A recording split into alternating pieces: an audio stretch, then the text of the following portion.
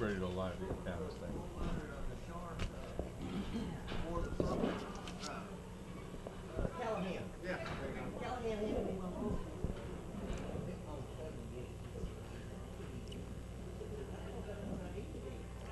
Live from the Janes Gang Ranch in Orchard, Texas, you're watching the afternoon edition of Exclusive Genetics Champions Tour number 1, over Buck and Bull TV. Jeff Bressler along with Jerry Hargis.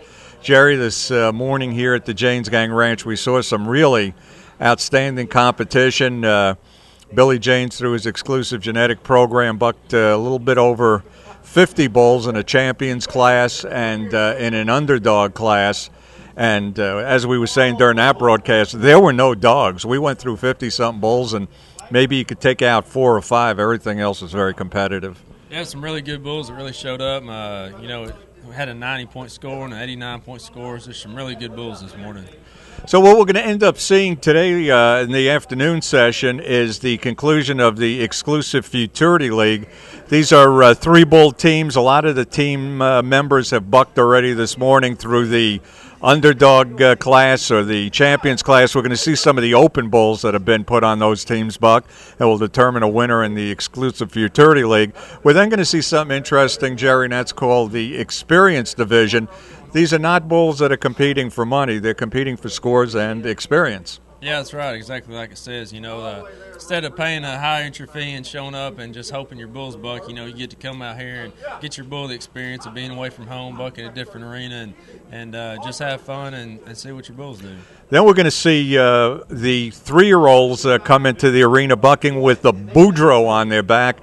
Included in that Boudreaux group is ZY He's Twisted, who won the 2013 $1 million Buck and Bull Championship. Jerry, what's a Boudreaux? Well, it's an invention that it simulates a rider. It's kind of like what you call a mannequin, and it attaches to that electrical dummy. And, it just kind of simulates a bull rider, just puts a little weight and size to them and puts something up there. These bulls are still kind of young, so we don't want to put the full-scale rider on them. That thing weighs about 60 pounds. So, it gives us a good idea how they're going to do with the bull rider. Hey, Jerry, let's focus on the monitor. We'll take a look at what happened earlier today if you were not with us for our first broadcast. In the champions class, we'll count them down from 5th. Finishing 5th was Camouflage, 86.4. And, Jerry, this was a bull that won the Gold Buckle Challenge and performed well here today. Yeah, really nice bull. He turned back right there, some juice and speed, His only flaw was it took him just a little bit to turn back, but other than that bull really got it on. 4th place was a bull called Comeback Kid. He scored an 86.6. Yeah, it was another nice little bull right there in the gate. This isn't the bull right here. This is a different bull, but the Comeback Kid was turned back right there and really juicy. Had a lot of speed and intensity, and really had a good day. Let's take a look at the bull that was in 3rd place. That was Jungle Wizard, 86.8. We're going to take a look in a minute here as we key up the... There's your comeback. That's Comeback Kid. So that was the bull that finished 4th, 86.6. See if we could showed a lot of tools just right there, turned back real nice, had some kick spin. Let's see if we could kick up Jungle Wizard to finish 3rd, 86.8. We'll see if we could get that up here in a minute. Let's just go through in case we can't get those replays up for you. Finishing 2nd, I'm Not Alexis. That was the start of a big day for Joe Black out of Scottsdale, Arizona. And now we're looking at... That was a Creo bull right here that we're watching. That's Candy Cartel, yeah. That was the bull of Dick Dial at 1. No, that wasn't it. Well, we're going to just give you the results here because we have the clips a little bit out of queue. So I'm Not Lexus finished 2nd for Joe Black out of Scottsdale, Arizona. And as I said, that was the start of a big day for her, 87.2. And winning bull owned by Dick and Catherine Dial, son of Creo Cartel, Candy Cartel, 89.4. Let's take a look at the underdog class. This was the underdog class, Jerry, and these are bulls that have not scored above an 84 point, and a lot of bulls obviously graduated on to bigger and better things. Right, definitely. Finishing in fourth, Comeback Kid, who was also in the champions class. Owners had the opportunity, if the bulls did not score an 84 or above, to enter both classes if they want. So big day for Comeback Kid as he finished fourth, 86.6 points. Yeah, I was pretty impressed with that bull. We got a slot in both of these classes, so he'll take home a check in both events. Finishing in third place was Lavalanche. It's a full brother to that great bull, Stunt Like My Daddy, 88 points. That bull was really nice today. Jumped out there, had a lot of juice and spin, and really good bull, solid day. Candy Cartel finishing second, 89.4 points. Candy Cartel, of course, finishing in first place in the champions division and winning the high mark bull of the whole day. And this bull had a lot of wow factor. Mossy Oak Mudslinger's son, Moss the Boss, owned by Desert Orchid Ranch and trained by the owner of Desert Orchid Ranch, Joe Black. Yeah, really nice bull, and just goes to show you, just because you're in the underdog class doesn't mean you can't come back and beat the bulls in the champions class. So that was the underdog and the champions class that took earlier today. We're now going to go to the conclusion of the EFL. This is the team competition. Always like watching team events, Jerry. A lot of fun to watch, and we've seen some of the $1 million Buck and Bull eligible bulls already competed in the underdog class and the champions class. Now we're going to see some really nice open bulls that are anchoring some of these teams. That's right. The way this team is set up, you have to have two bulls that are EG bulls, and then your third bull, you have the option that you can be an open bull. So some of these bulls can be really good bulls. So the first bull we're going to be bucking, his name is Radioactive. This is a son of Bad Mama Jamma. Sweet as Candy is the mom, and Bad Mama Jamma, Jerry Hargis, was a bull that was in the exclusive genetic program that was owned by Gary Forche. That unfortunately died a couple of years back, but they had the opportunity to collect semen. He really was evolving as one of the top futurity bulls in the country. Yeah, a lot of you guys that were going to futurities and keep track of these bulls remember him. He won 2 or 3 events, I believe. A really good bull, really standout futurity bull, and he's proven to pass that on to his sons. And this bull here can be really good. He's kind of got that wow factor if he has a good day. So 171, Jumping Jack Flash, one more time, both bucked already. So the team is at the score of 171. We'll see how Radioactive adds to that total. It's bull owned by Brad Bays out of Fairplay, Colorado. Really good bull. Fell down after the whistle, so I don't think that'll hurt him too bad. And I think this team only had to have 80 points to move into the lead, so needless to say, they'll definitely move into the lead. The other bull got it on right there in the gate, got up in the back end. Didn't really extend his kick, but he's getting up there, really exciting. The judges ought to like him pretty good. Man, nice performance there. So as we're mentioning, Radioactive, an open bull, not eligible for the $1 million Buck and Bull Championship, but should go on to do really well in open events this season. Yeah, definitely. They'll be hauling that bull to ABBI events and other MBBAs, EBBIs, I imagine, this coming year. So waiting for a score from Radioactive. We're waiting for 2 scores, the individual score to Radioactive, and then the team total as, again, we're concluding the EFL team competition portion of our program.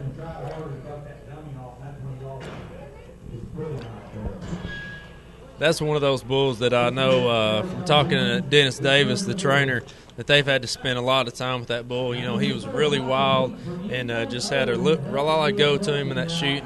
Didn't want to wait, and they've done a great job. Wow, bull. High mark bull of the entire day, 90.80, 90.80. And as we said, Jerry, we're going to see some great open bulls, and that certainly proves that out. That's high mark bull of the whole day. Yeah, that was a really good bull. He turned back right there, and that should put that team right there several points into the lead. Yeah, so that's, Billy Jane's mentioning this bull also has not paid into some of the better open events like the ABBI American Heritage. Right. Next bull up is a bull named Icy Hot. This is out of a bull that went through the Jane's Gang program, an open bull called Hot Legs. More treats, Mama. This is owned by the Mead family up in Thermopolis, Wyoming. J.C. Valerie and Luke Mead. This bull to me is real similar to the last bull in the fact that he come in here really wild. They've had to do a lot of work with him. He can be really good, but it just all depends if he wears himself out in that chute, which he's already given a little bit of trouble in there. So we'll have to see how this plays out, see if he can keep it all together and have a good day. This bull and the last bull, they seem to be kind of running buddies, and they both kind of have about the same temperament, same personality. 261.80, 261.80. That was the score for the reserve champs team owned by Brad Bays. And as we mentioned, Brad Bays in the earlier telecast sold his great bull, Ragin' JT, to concentrate on the youngins, and certainly put together a great team of 2-year-olds here with the combination Jumpin' Jack Flash one more time and Radioactive. Yeah, that's a good, solid score for a bull team. We're just about getting ready to go here. Dennis is tying the flank off.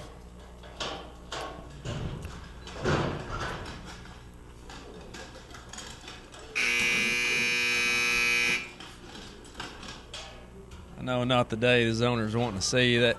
That bull really got in the air there, but from a judging standpoint, really not going to score much there.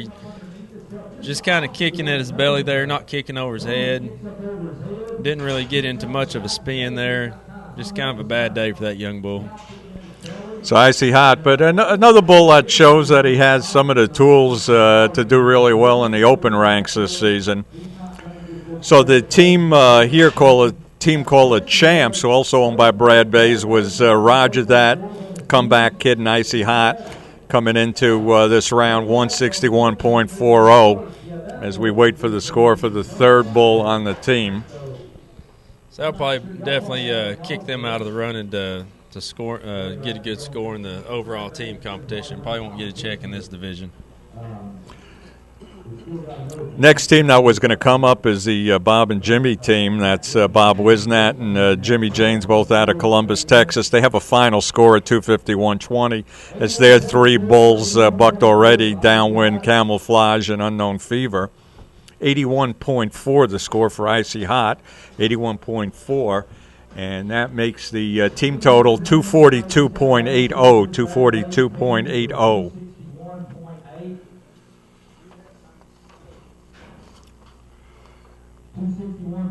Now move on to the, you like this team because of their name here, the Velveteen Pirates. Yeah, I don't know exactly what that I don't either. What that means, but I'm sure there's some story behind it. We'll have to talk to the owners and see exactly what that. This team was Two-Way Yo, owned by Ramblin' Verl Ranch, Jungle Mud, that we both saw compete earlier. Handsome Jeff coming up next, son of the Colonel out of Cal 60, 167.40 going into their third bull, and that's Matt Griffin up on the chute, the flip-flop king. Yeah, Matt's definitely one of those characters. Popped his flip-top. Is that how the song went? Margaritaville? Am I out of it here? Two songs mixed up. Papa Top? No. In Margaritaville, didn't he say blew his pop top? I mean his whatever. My flip flop. Why'd you start me on this? This flip flop. He popped his flip flop. Nevertheless, we'll see how Handsome Jeff does.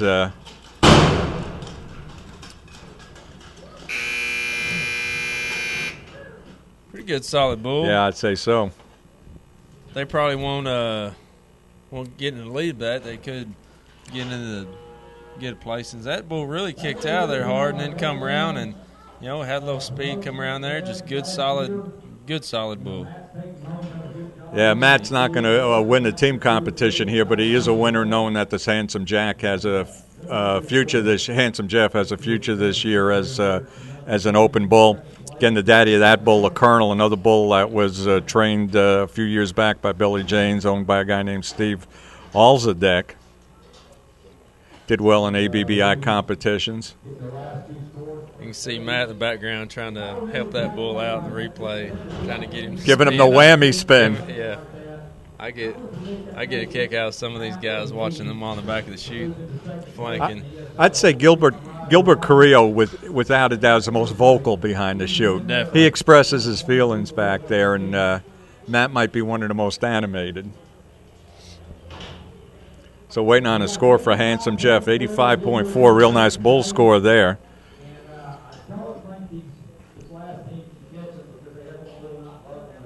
So that gives the Velveteen Pirates 252.80, 252.80. I think that's going to move him into second place. Yeah, I think so, now, too. If I'm not mistaken. 2.80. Good solid score for.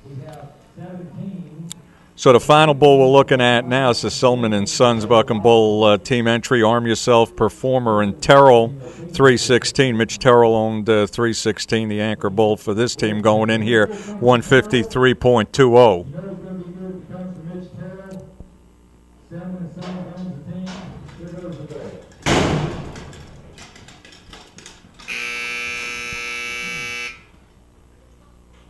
Well, they're not going to win anything today in the team event. Bull just kind of went across there, didn't really want to get into a spin, just kind of hit and miss. Had some kick going out there, but not the kind of bull that's going to do good on the judges' sheets.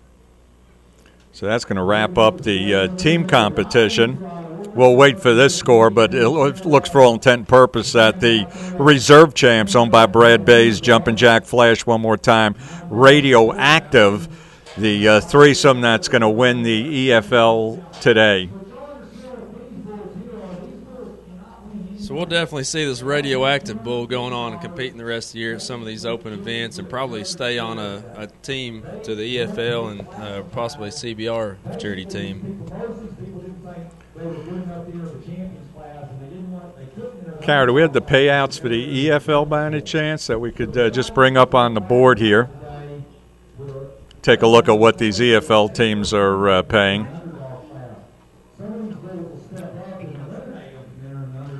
Waiting on the score for Terrell 216 before we officially crown the reserve champs owned by Brad Bay as champions.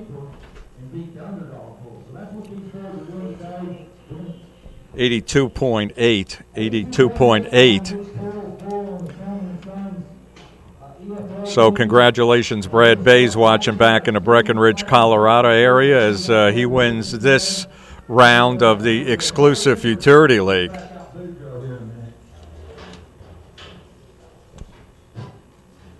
So now, Jerry, we're going to move into the experience class. And for this one, I don't have to keep on running back and forth. And you were a big help there trying to help me add up all these team scores, but that's all right. We're now going to go to the experience class. And again, we don't know what we're really going to be seeing here. We're going to probably see some great performances and some subpar performances as we're looking at bulls that just weren't ready for whatever reason for the underdog class or the champions class. Yeah, these are bulls that not necessarily because they're in this doesn't mean that they're good or bad or indifferent, but just trying to give them some experience before they pay an entry fee and go compete. But this bull here, I think, was a decent bull. I think we're going out of sequence from the day sheets that we have here. Just trying to find out which bull this is. Dark Horse is the first bull. That's EG 2236, owned by Exclusive Genetics. Bull named Dark Horse, Jerry, Fever's Rise, and Alley Girl.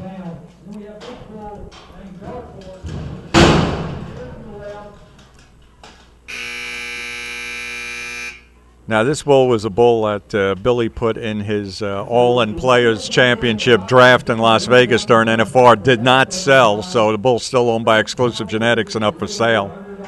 Yeah, you can see it's probably a good reason why he's in this class and not entered up. You know, just not quite the kind of bull that's going to win or place a check. Just kind of a little bit flat, a little bit slow. Just needs a lot to come back and be a good enough bull to compete.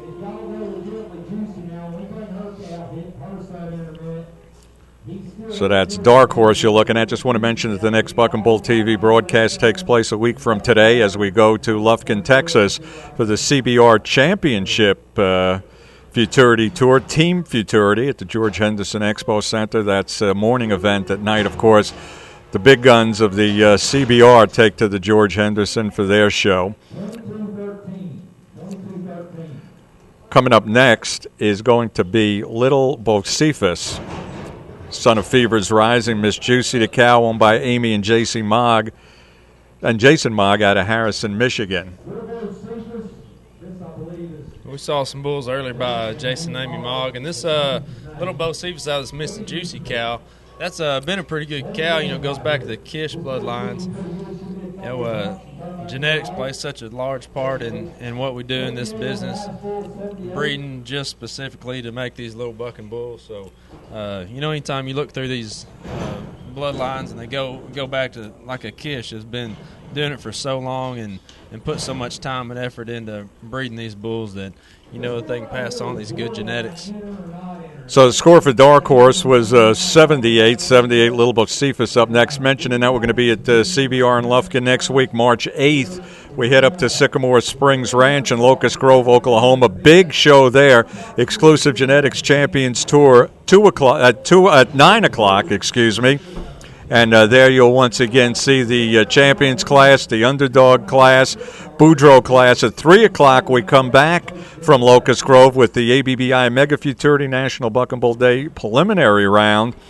All that taking place on March 8th over Buck and Bull TV. March 15th, Jerry, we head to Decatur, Texas for the Texas Buck and Bull Association Futurity at the Denton Creek Farms. I don't know a lot about Texas Buck and Bull Association. You know a little about these guys, and it sounds like just a bunch of guys that like to have a good time as we watch Little Bocephus. Little Bocephus right here.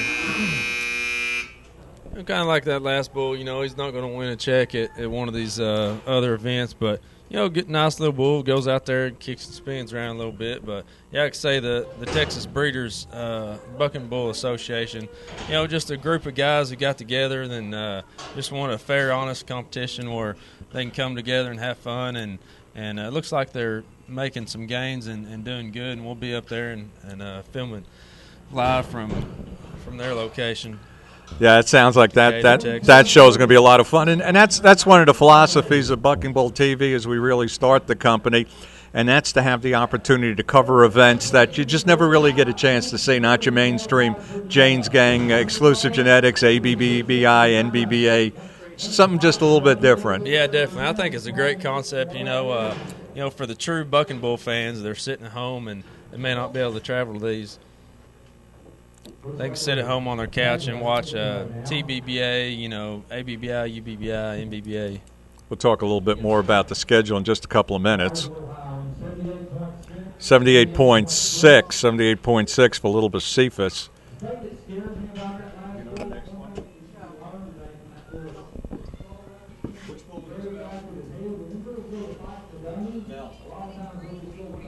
Next bull up is going to be, as we're going out of sequence from our day sheets here, Jerry, so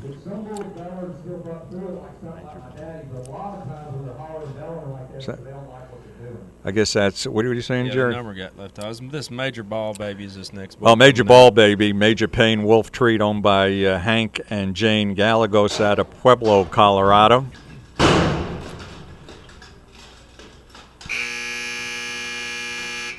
This is one of these major pain calves like we was talking about earlier that really needs to grow up and probably hadn't quite matured yet, just kind of big and just right now just a little bit clumsy, so this experienced class was good for him. Yeah, this one might be one that should just eventually turn out for the year and try to bring him back with the Cowboy next season. Yeah, definitely. He's probably, from the looks of the day, he's not going to make a futurity bull, but you never know. They'll probably give him another shot or two before decide to kick him out and be a bucking bull for the riders. So talking about Texas Buck and Bull Association, March 15th, April 5th, we go to Las Vegas, Nevada, to a new place, the Lynx, with the world's largest Ferris wheel for a National Buck and Bull Day, Exclusive Genetics Champions Tour finale, and $1 million Buck and Bull and Rider tournament, so you get a chance to see some Cowboy bulls there for the first time in 2014 on Buck and Bull TV. April 19th, we were talking about the ABBI just a minute ago, Jerry, but we're going to be heading to Archdale, North Carolina to cover the Big Tex Futurity Challenge, which is one of Jerome Davis's promoted events. And the reason I'm really excited about going there is there's never been streaming coverage of any of Jerome's events from the South. So it's going to be interesting to see how some of these breeders from Georgia and Virginia and North Carolina size up. Yeah, definitely. We don't see them a lot out in this part, and Jerome puts on fantastic events, always has. Buck and Bull fans remember Jerome being a PRCA world champion and raises and trains a lot of good bulls.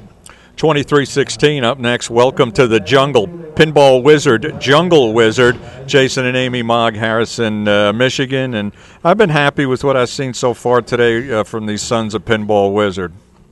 Yeah, they look like they're going to make nice futurity bulls. Have a lot of speed and intensity, which is something that we really need going into futurity season.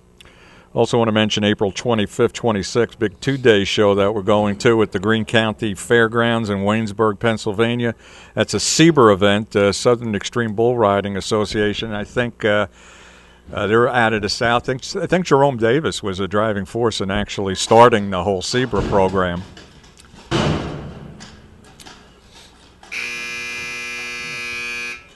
You can see that bull's got a bucking style, a little bit like his daddy. He moves forward as he's going across there. Doesn't really get in a tight spin, but he's kind of what them guys sometimes call a little boxy. He's moving forward, and really hard to ride those bulls that buck like that because they're getting you back on your rope once these bulls get up with a rider. But just a nice solid bull for this experience. It's probably good for him. Didn't have just a ton of kick, but had a little bit of speed and just needs to get into a tighter spin to be good for these futurities.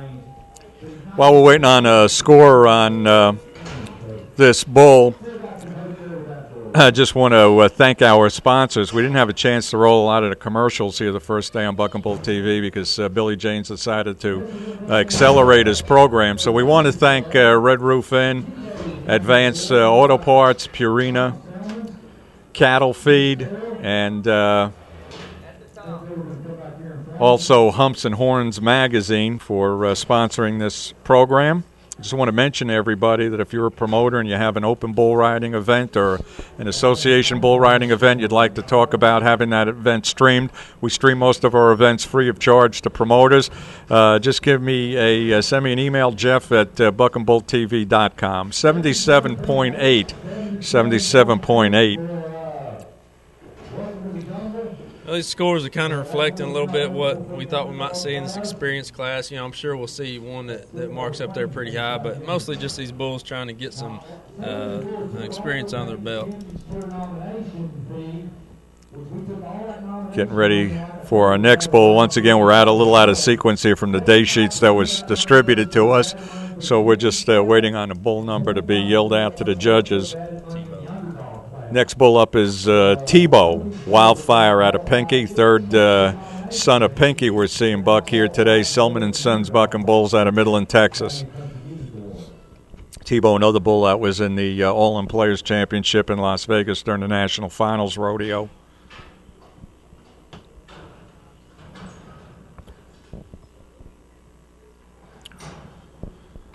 This bull was pretty good the time I saw him on the video. Advantage to Buck and Bull TV. We'll talk to you about that in a minute as we're getting ready to open the gate here. Mitch Terrell on the flank.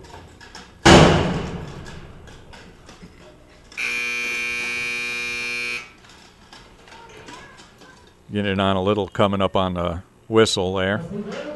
Yeah, as you can see, kind of makes a little circle out there. It really doesn't know how to get into spin right off the bat. Kind of wants to buck once he gets out and spin, but like I say, just a good day to come and do this experience event. And right there, he really kind of got into a nice little spin. Owned by Tom Selman. You'll see Mitch Terrell flanking that bull. Selman and Mitch have got together and bought certifications, so all of Mitch's bulls that he raised will be eligible for the $1 million futurities. Great to see Mitch involved in that program now, as well as D&H Cattle Company and Gene Baker, which we mentioned earlier on today as we wait for the score of Tebow. Once again, if you want to promote an event and have it streamed by Buck and Bull Television, we come with a big satellite dish, and again, stream for the most part for nothing to promoters for our subscription base. So give us an email, Jeff at exclusivegenetics.com.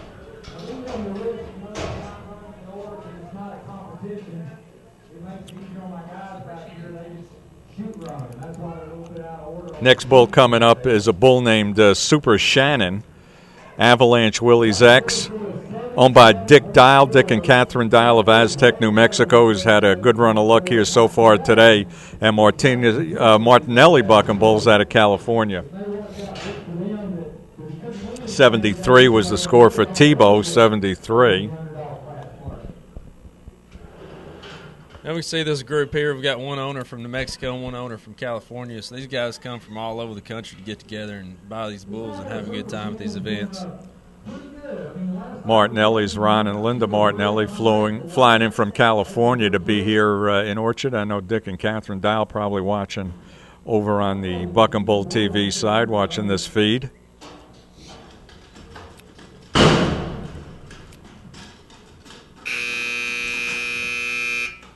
Yeah, it's not a bad little bull. We kind of jumped out there, had a little bit of kick, and then kind of got flat to a spin, but just a good, solid little average bull. Goes back to Avalanche. A lot of you PBR fans remember Avalanche from several years back as a PBR short round bull and one of the more unrideable bulls that we've seen come across the circuit. So Super Shannon we just saw. And once again, since this is not a regular competition, it's an experience competition. The Jane's Gang crew just sort of running the bulls into shoot at random, so sorry for a little off in announcing who these bulls are.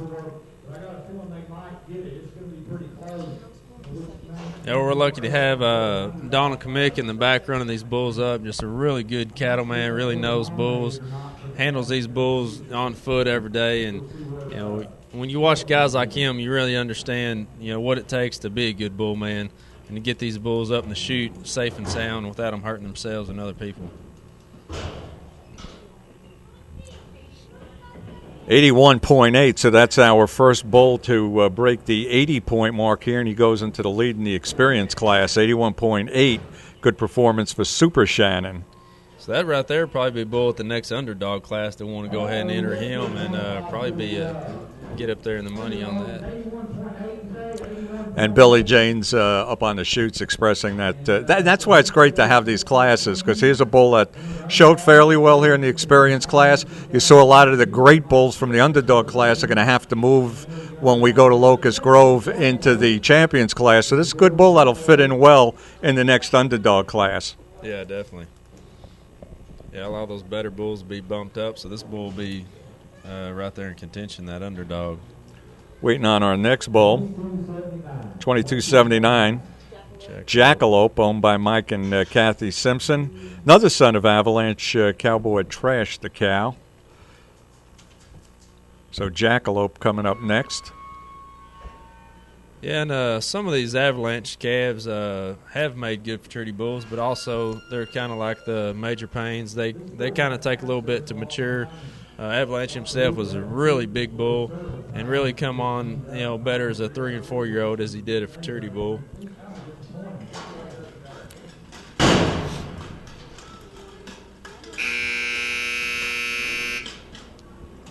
The bull had quite a bit of electricity going across there, but just couldn't really figure it out. He kind of wanted to go this way and that, and really didn't get in a tight little spin, but had some juice and tries to kick at that flank there, but just not quite what they're looking for on the judges.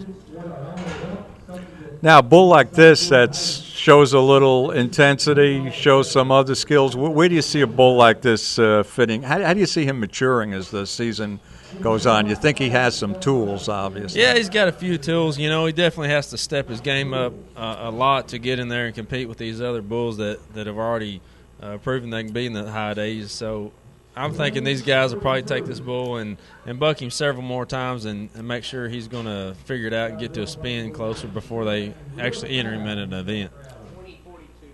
So we're looking at a bunch of bulls here, Jerry, that basically, the best way to explain it is in their careers they're on the bubble when they're competing at this level. So in terms of what you were just saying, when do you ultimately say it's time to pull the plug? I'm either going to turn this bull out and see how he does with the Cowboy, or we're just done with him.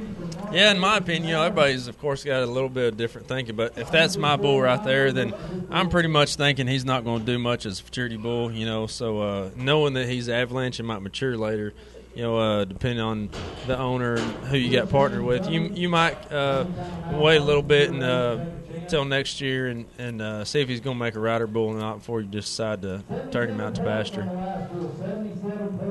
Another big son of Major Payne coming up next. Major Payne, she must not be named. Rough Mother Bucker.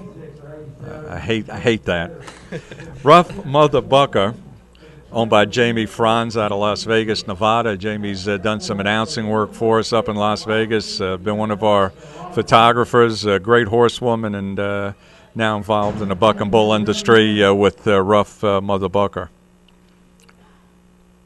We've seen this bull go a few times. He just hadn't really got it all together like some of these other bulls here. So, and he's another one of those. Like you say, you look at him, it's like, well, when do you draw the line to say, okay, we're going to give up on this bull, or either wait till next year, or? And I think he's, in my opinion, probably at that point where he just needs a few more trips and just decide which way you're going to go on him. And I think all these Major Paynes that we've seen, you probably got to give them the shot as a 3-year-old if they don't make it in the 2-year-old season. This bull that we're looking at now during Buck Day and Barbecue here at the Janes Gang Ranch back during Memorial Day weekend is one of the highest scored Major Paynes of the afternoon.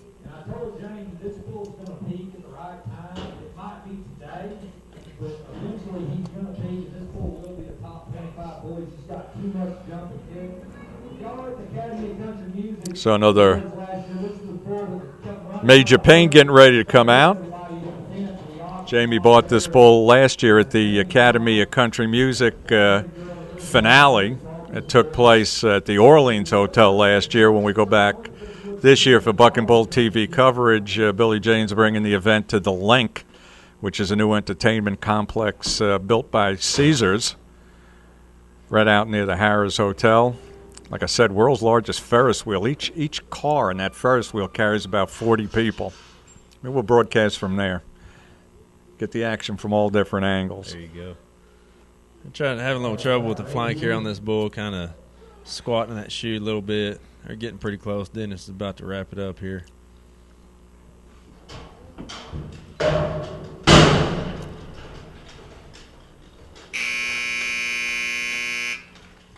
Got a little athletic ability for a big 2-year-old. He does. For a big bull, he had a lot of kick coming out there. You know, I think this bull, he definitely has a potential and does have a future as a bucking bull, but maybe not a futurity bull. He doesn't really want to spin, but like I say, that genetics just doesn't really lend to being a futurity type bull, but really athletic bull, has a lot of drop and kick. I think that bull right there would be a really good rider bull down the road. He'd probably do good in the Boudreaux class today. Definitely. And he's big enough we could do it. Roll him right out again. Score to beat is 81.8 in the experience class. That was Super Shannon, the Dial Martinelli entry, the Avalanche Willie's X, as we wait for the score on Rough Mother Bucker.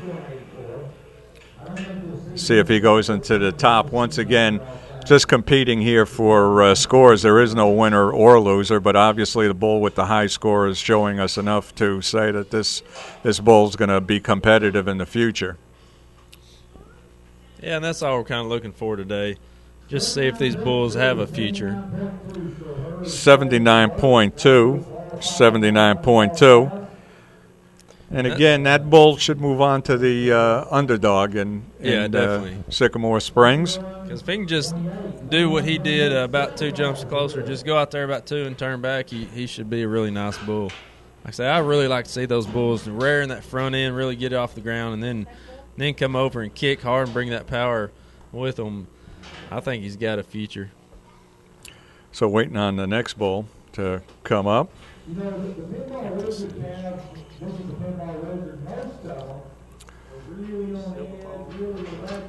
Yeah, we're looking for a pinball wizard here.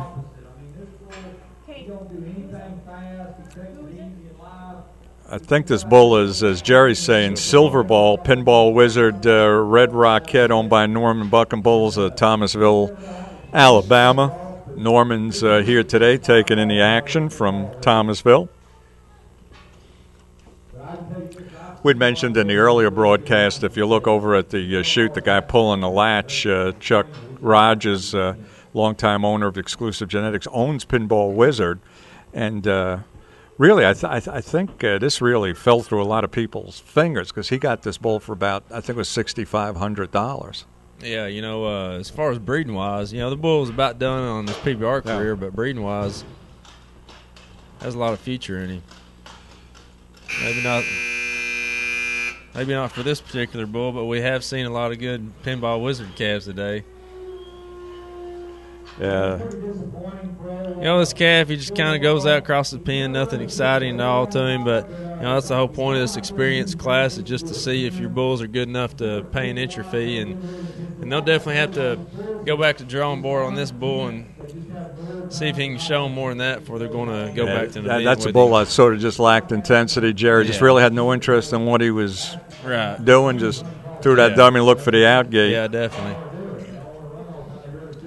And, some of these bulls that they'll do that with the dummy, and then you give them a break and bring them back next year with the actual rider, and it's a whole different story. So who's to say if they'll keep that bull and decide to see how he plays out next year or not. But just because they don't buck with a dummy doesn't necessarily mean that they're done with their career. Even bulls like Bushwhacker weren't the best dummy bulls, and then they come back and show later down the road with a bull rider on them. Looks like we got a little bull in the chute here. Chicken Pox, chicken on a chain, tough enough, owned by Leslie and Jan Harrison out of Arapahoe, Oklahoma. Where's Arapahoe? Not sure, Jeff. Not a lifetime Okie, so I don't know exactly where it is, but probably a small town like so many of them in Oklahoma. But, it's interesting to look down the list and just see owners from all over the country. It's pretty neat. This is such a wide open business that anybody and everybody can be a part of it. If you watch Chicken Pox here.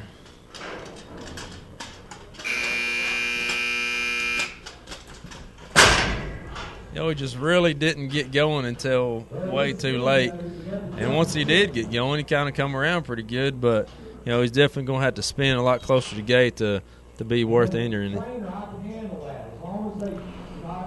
So that was Chicken Pox. Another one of these chicken on a chain calves we're talking about that, like I say, when you're looking at calves, deciding whether they've got a future or not, you've got to look at several different things. And one of the things is, like we talked about earlier, genetics on him. That chicken on a chain is probably not going to mature till later. So that calf, I think, has a possibility of being good down the road, but maybe not until it's with a rider. But next bull up's the first Houdini that we're going to see in the experience class. That's Who Knows Who, Houdini Kid Tiger, inspired by bulls. That's Peter Levesque out of Calgary, Alberta, Canada. I'm sure Peter watching the Buck and Bull TV feed today.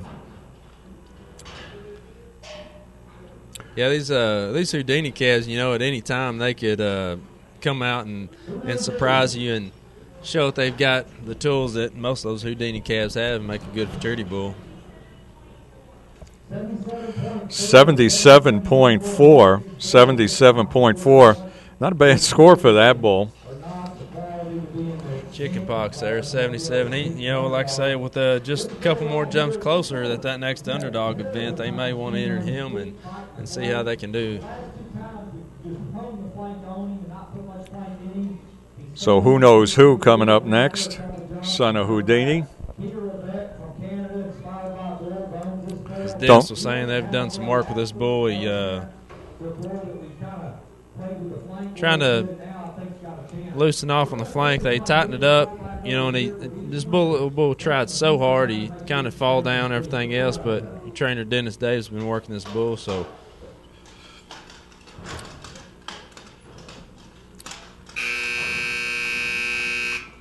Yeah, he kept his feet this go around, just like a bunch of these bulls in the experience class. Just took him a little too long to turn back and had some kick going across there, but really needs some more trips to figure it out, and I'm sure Dennis will give this guy a lot more training in the days to come.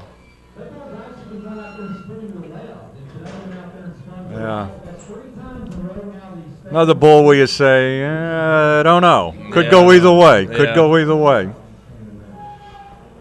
I know if I owned him, I know what I'd be doing with him. What's that? He'd be sold. Sending him to Arapahoe? Yeah. You finally figure out where you look for an owner in Arapahoe. Yeah. Obviously, this is the son of Houdini. Just want to mention that Gene Baker from Homestead Genetics is going to be offering 10 2016 eligible $1 million bull calves along with their cows at Billy Jane's $1 million bull calf sale that's going to be taking place in Sycamore Springs on March the 8th. Also some bulls coming in there from D&H Cattle Company.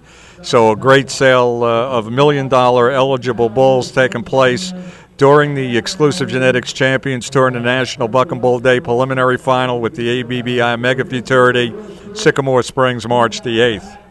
Yeah, it's going to be an exciting weekend. There's going to be a lot of money up for grabs. That Mega Futurity is paying back 90% of your entry fee, and so that winning bull is liable to win 20, 30, 50,000. And then also you've got your National Buck and Bull Day, where that bull is going to win another 25 to 50,000. So you're liable to have 3 or 4 bulls in one day all win 50,000 apiece. Big Legit up next. This bull also owned by Exclusive Genetics. It was not purchased in the All-In Players Championship. Big Tex added a great cow, legitimately juicy. Yeah, looking at the pedigree on this calf, you would think he would have to buck, and it's possible that he could come on and buck later down the road. Just hadn't quite showed it yet. Jerry mentioned it at ABBI 90% payback Mega Futurity. Books open for that on Monday. If you want to enter one of your ABBI bulls. I'm thinking this calf is going to be a lot like his daddy, Big Tex. That bull really kicks really hard going across there, just doesn't turn back right there. But if I own this bull, this is the type of bull that I'm going to keep around and that has potential down the road because he's got the kick, he's got intensity. I mean, granted that he's going across the pen, but that bull really wants to buck. And if I was going to keep one to just a chance at bucking down the road, I would pick that one. My feeling is Billy's going to sell that calf this weekend. I think somebody will take a shot with him. Yeah. Next bull up, another big son of Big Tex. That's Long Tall Texan. Big Tex Tough Enough, owned by Mike and Kathy Simpson at Bee Branch, Arizona. So another son of Big Tex coming on up. Of course, that bull that you had just seen, 79.8. Now, I remember when they was hauling Big Tex as a 3-year-old, and he would have trips like that where with a bull rider, you go 3 jumps and not turn back yet. But, I mean, he was kicking so hard and bucking so hard that you knew one day he was going to make a bucking bull. And sure enough, he's a PBR short rounder. Long Tall Texan, also a bull that Billy Janes had in his All-In Players Championship during the National Finals Rodeo.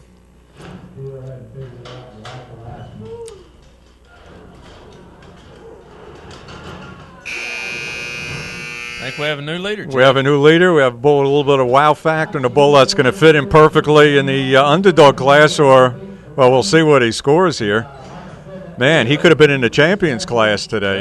That bull really tried to buck right there. Really gets in the air, really tries to kick and extend, gets in a spin right there. Just pretty much all 5 categories that the judges are looking at, he did something in each category to impress them. Well, we said that there'd be some surprises in the experience class here, and that certainly was a surprise. Long Tall Texan, great job for the Mike and Kathy Simpson-owned bull. Yeah, I bet they're wishing they'd entered that bull now, but hindsight's 20/20, but at least they know that they've got a bull down the road, and come that March 8th weekend, he's liable to be a money winner. Absolutely. As we move along here with the experience class, and the next bull up is Hard-headed, the next bull up. Is it hard-headed? I don't have him on my day sheet here. Let's take a look here. 85.4. Nice bull. Next bull up is a bull named Hard-Headed, Fever's Rise and Jungle Kitty, owned by Garen Laurie Forche out of Sherwood Park, Alberta, Canada. Amy West and Phil Neeson. So 3-way partnership on this next bull up, Hard-Headed.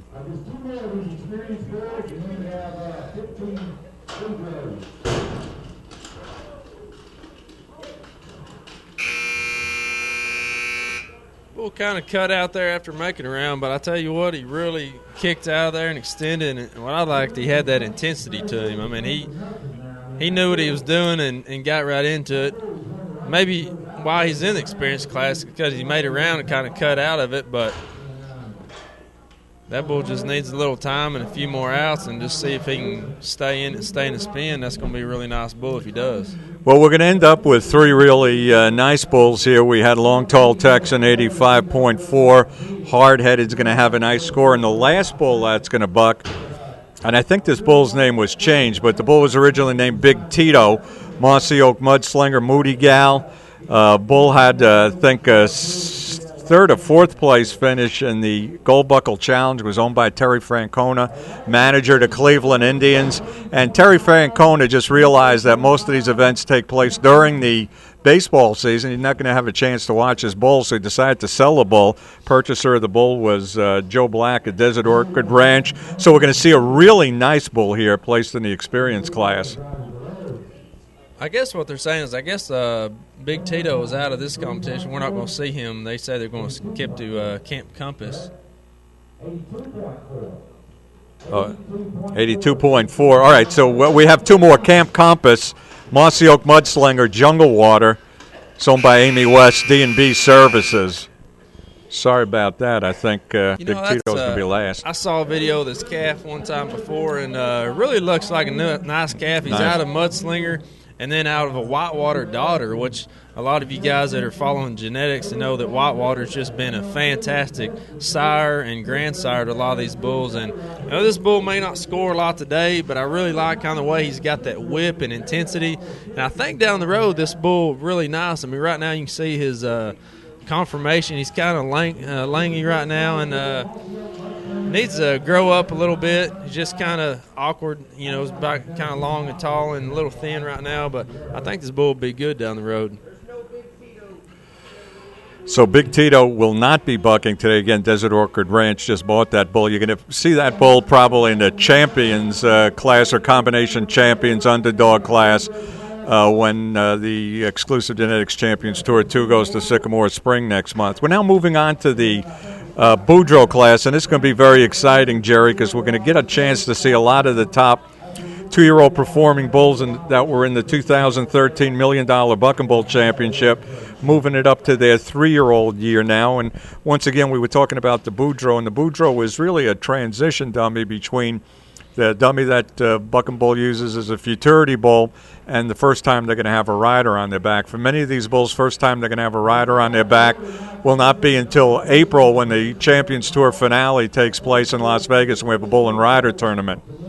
Yeah, for me, Jeff, this is one of the most exciting times of the year because you see all these bulls that you watched all year last year buck with the dummy in the futurity system, and now you get to see them step up to the next level and see how they handle it. It's just really fun to see these young bulls. It's kind of like watching young kids grow up. You've watched them their 2-year-old year and seen them progress and seen them go, and then now just the next step in their life is a bucking bull. So 84.4 was the score for Camp Compass as we conclude the experience class. So top scored bull was Long Tall Texan, owned by Mike and Kathy Simpson, 85.4 for the Big Tex Tough Enough 2-year-old. So Boudreaux class coming up, and this is what I've been waiting for all day too. We have a lot of really nice bulls that were in the 2013 $1 million Buck and Bull Championship that are graduating now to bulls as 3-year-olds. We talked earlier today, Jerry, in the morning show about does a great 2-year-old necessarily translate to a great 3-year-old, and it's unpredictable. Yeah, it is very unpredictable. And this bull right here is the first bull out, Malo Jean. This bull is just now starting to be a 3-year-old, and he's already almost $150,000 in earnings. So you're talking about a big-time money earner right now, and he's still got 2 full years of competition. I mean, this bull could win in excess of $250,000 in his bucking career. So Milo Jean's going to be the first bull up. Little Yellow Jacket, brown-eyed girl, owned by Garen Laurie Forche of Calgary, Alberta, Canada. This bull finished a disappointing 21st, though, Jerry, in the $1 million Buck and Bull Championship, although he had a good season in the Champions Tour. He won Champions Tour 3 in Stephenville and went on to be co-winner with ZY He's Twisted in the Champions Tour finale in Las Vegas last April. Yeah, I see this bull as one of those that as soon as they put the spurs in his side, it's going to kind of be a different story. He started off really good, sturdy bull, and kind of weakened at the end. And sometimes these bulls, they kind of get, for lack of a better term, they kind of get sour to the dummy a little bit. Kind of like a saddle horse. When you're breaking a horse, you put a saddle on him every day. Eventually, he's going to quit bucking with that saddle, and kind of like these bulls sometimes do. But then you put the rider back on them, and just kind of gets them back into that mode and gets them amped up a little bit, and they step their game up a notch also. And so exciting to see if this bull will come back and do as good as he did earlier last year. Now, what was the importance, and I guess Rodney Parrish is the one that developed the Boudreaux. What importance did that have to the industry when the Boudreaux was invented? And was it invented for a reason that a lot of people see, and that's that there's not a lot of great upcoming cowboys to ride on some of these bulls as practice bulls? Well, it's just getting harder and harder to get bull riders to practice. I mean, used to when I was growing up, you would have a practice pen on Sunday afternoon, and you'd have 40, 50 guys come to your house. And nowadays, you have to pay somebody to come out, and they might get on one or two bulls, and it's really frustrating. So with the Boudreaux, you can get your bulls bucked anytime. And we've been using a similar something to the Boudreaux for years, and we helped Rodney Parrish buck through a lot of his bulls, and he saw the need for something to be out there that people could purchase, and Rodney did a fantastic job of researching and building this Boudreaux, and then started selling. He's just done a great job with it, and it's just been a valuable tool to a lot of bull trainers. So this whole discussion, in essence, was saying you're like Al Gore, who said that he invented the internet. No, definitely not. You're taking claim to inventing the Boudreaux. Well, I'm not coming up with what kind of rig did you have set up? Well, it's just like the Boudreaux. Like I say, Rodney, we've worked with him for a lot of years. We bucked through his young bulls, and we had that, and Rodney saw it as a great tool for these bulls for shoot, train them, everything else. Kind of like throwing a bull rider in there, and he definitely modified it and made it a lot better. Made it to where it was a marketable tool that, like I say, he took leaps and bounds with it and just did a fantastic job. Well, when they first invented the artificial heart, people used to die after a couple of days. It was the same way with the Boudreaux in its infancy. You saw a couple of different translations, not from just Rodney Parrish. You saw some other guys get involved, and those just fell by the wayside. Yeah, there's been mannequin type riders for many, probably 20 years. I remember when I was a kid, a guy brought one over built out of PVC pipe, and the bull just tore it all to pieces, But they've come a long ways, and Rodney's has too. He first few come out with, they after several trips they might break here and there, but the Boudreaux he builds now is very stout. I mean, the bull would have a hard time tearing these up. Now, people are going to see, in essence, they're going to see the dummy on top, and then there's like legs that go down the side. But do those legs tighten up on the bull? They've got a spring mechanism in there, so it kind of grips the bull a little bit to simulate the rider somewhat. Depending on how big the bull it is, and those springs kind of tighten down on them. But it's pretty unique design, a pretty neat idea. So getting ready with Milo Jean, son of Little Yellow Jacket. Milo Jean literally means yellow jacket or yellow coat. Gary and Lori Forche, big bicycle riders, and that's the award that they give during the Tour de France to each section winner, a leg winner. Or I don't watch. You watch cycling all the time. I know you text me late at night sometimes and tell me who's in the lead in the Pyrenees Open.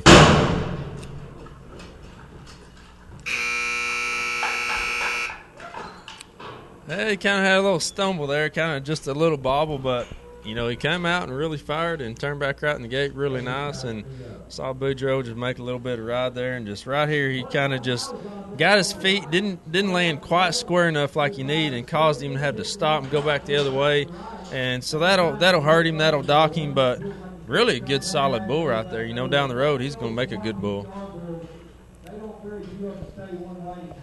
He's like a lot of these little yellow jacket calves, kind of they go out there and they've got a lot of whip into them, and they're really hard to ride. So that's Milo Jean. Usual modus operandi. A lot of little Yellow Jacket sons also go with those big horns. Waiting on a score for Milo Jean, first bull to compete in this afternoon's Boudreaux competition. Medal of Honor is going to be coming up next. Little Yellow Jacket son back-to-back here, who's Spot the Cow, owned by Stephen McCurdy. This bull's had sort of his ups and downs in his 2-year-old season. 85 points for Milo Jean, so nice score to get things started here. Even after that stumble, Milo Jean, 85 points. It's a good, solid score. This bull, I see him to keep getting better in the future. Like I say, Medal of Honor coming up. Had his ups and downs. He can be a nice bull, but he's just going to have to grow up and mature a little bit to be a real contender.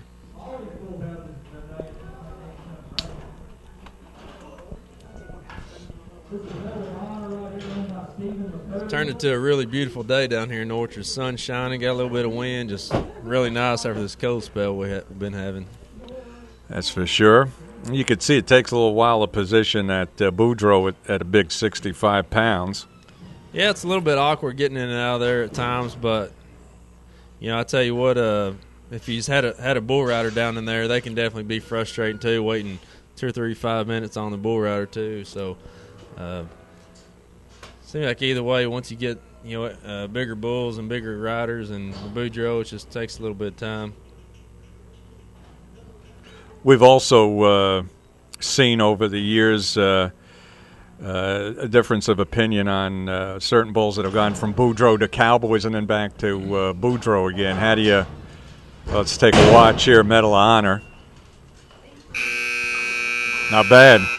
Yeah, it's not bad. That might be the best trip I've ever seen this bull throw between a 2- and 3-year-old. Yeah, definitely. The last time I saw this bull with the dummy, he didn't want to kick much at all. And right here, he's nothing fantastic, but he extends pretty good. He kicks, comes right around there. Just a good, solid bull. So, Jerry, I was just saying, I've seen some guys use the Boudreaux as a training tool, then put a rider on a bull, then go back to the ranch and put the Boudreaux on again. What's your opinion of that? I tell you what, like I say, that Boudreaux is a great tool and something we've used similar for a lot of years. And a lot of times you'll notice that these bulls, once they've had a cowboy on them several times and you go back to a Boudreaux or any type of mannequin dummy, the bulls sometimes don't perform as well. Sometimes they do, but in my opinion, on the majority of times they don't. I've went through a lot of these bulls with this, and a bull rider, they're up there moving, they're gripping, they got the spurs, and they're making moves up there. And the Boudreaux is just a little more just clamped down, just it's on there, and they don't have spurs on it, so it's just a little bit different. But I think they always buck better with the actual rider on them. Just another question on that is when these bulls eventually make the transition early in their 3-year-old year from Boudreaux to a rider, what kind of cowboy are you going to put on the bull? Like, a few weeks ago, Robson Arago, who's a good friend of, I know, Billy James' exclusive genetics program, won a CBR event. He's a big, strong Brazilian cowboy. That's not the type of guy you'd really want to put on a young bull. Yeah, definitely not. You don't want to break these bulls down and break their pride early on. You want to let them win, and, you want to put a young kid on him, like a high school or college level kid, but definitely not a Robson guy that's going to be a big stout, put a mash on these bulls. Just kind of, these bulls still young, they're still maturing. You want to put a young guy on him. Nice score for Medal of Honor. Stephen McCurdy on bull, 84 points. 84 points for Medal of Honor. Now coming in the chute, a bull named Hujo, Houdini's sister Willie, regally bred bull here, owned by Gary and Wayne Naylor out of Salemburg, North Carolina. This bull was a solid third in the $1 million Buck and Bull preliminaries last year in Breckenridge, Colorado. And, Jerry, he went to the finals in Las Vegas, finished disappointing 25th. Last bull to collect a check there for $7,500. This is another bull. You never know what's going to come out of the chutes. He had his ups and downs in 2013. Yeah, he did. We really thought this bull was peaking at the right time, and he did peak. And like I say, he was third at the preliminary event in Breckenridge, Colorado. And but just for some reason, going out there to Vegas, he kind of just lost a little intensity and just really had a bad day out there. And that's how it is. That's life. But I'm thinking he's going to come back and be pretty nice as a 3-year-old bull. So Hujo came on late in the season, was peaking at the preliminary, and as Jerry mentioned, had a bad performance at the $1 Million Buck and Bull Championship, getting ready to go for his first out as a 3-year-old with the Boudreaux on his back. Another Houdini calf. That Houdini line is just, if you're talking about young competition bulls, Houdini's just, you can't go wrong with it.